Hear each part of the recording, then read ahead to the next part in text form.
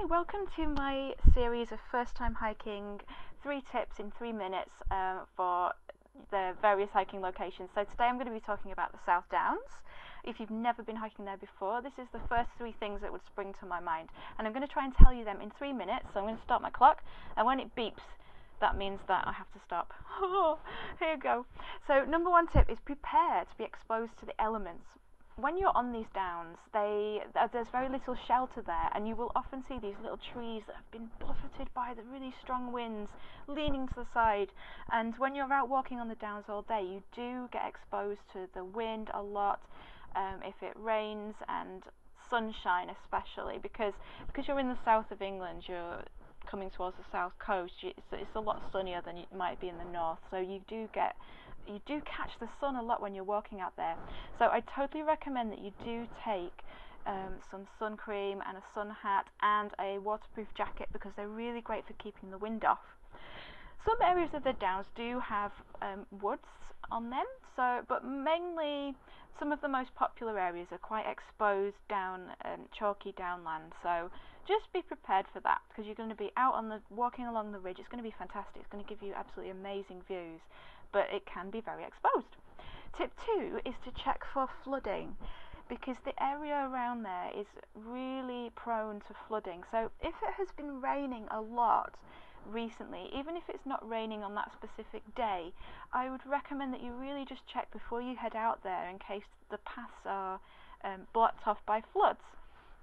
And what I find really helpful for checking that is the National Trail News website. So I've put the link there. It's nationaltrail.co.uk South Downs News, and the National Trail Officer for the South Downs Way will usually post up some updates if the path has been blocked off by flooding, because the rivers down there are really quite spartan around the sides, so when it does flood, the water just floods over the sides. There's not very many trees around the rivers, so it floods a lot, and the land is really flat apart from the ones on the downs. So do check for that, because I wouldn't want you to go out there and then be blocked off by a massive flood. Number 3 is use public transport. It's brilliant for public transport. It's a really, really great national park for public transport, especially from London. You can get the train to loads of various places around the South Downs, and then the buses are quite good as well. So you can actually find out about where the trains and bus routes are if you go to maps.southdowns.gov.uk. And as I say, it's really great for walking from London. You can do day walks from there on the train. It only takes an hour, or sometimes even less in some circumstances, to get there. Lewes is a great location. Petersfield you could go to and then walk, follow the Hangers Way to reach the South Downs. It's just really great for day walking from London especially. So that was it. Hey, I made it. I'm going to stop my clock, or else it's going to be, there it is, beeping.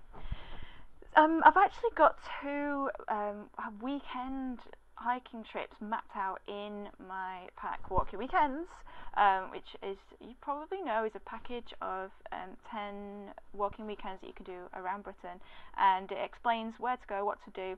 It utilises the South Downs Way and adapts it so that you can do that in 2 days, and as I say, do it from public transport as well. No car required. Everything you need to know. So if you want more information, then the link is below, and I'd love to see you in there. Thanks for listening. Speak to you next time. Bye.